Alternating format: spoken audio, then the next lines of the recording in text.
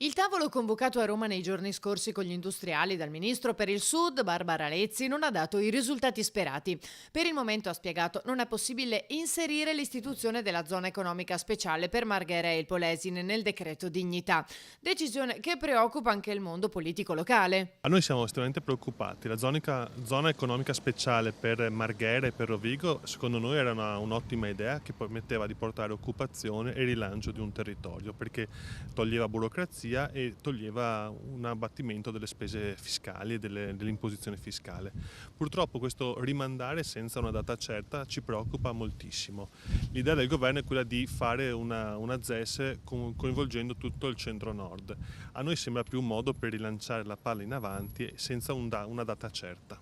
Il ministro ha preso l'impegno per una norma istitutiva della ZES nella legge di bilancio del prossimo autunno, a patto che ci sia un progetto allargato a tutte le aree complesse del centro-nord Italia. Secondo Rosteghin bisognerebbe invece agire subito. Istituire fin da subito, che è un po' la proposta di Confindustria, ma anche delle associazioni di categoria, dei sindacati, fin da subito la ZES per quanto riguarda Marghera e Rovigo. E poi, una volta che saranno pronte anche le altre, verranno istituite in un secondo tempo. Non si può bloccare Marghera per aspettare tutto il nord Italia.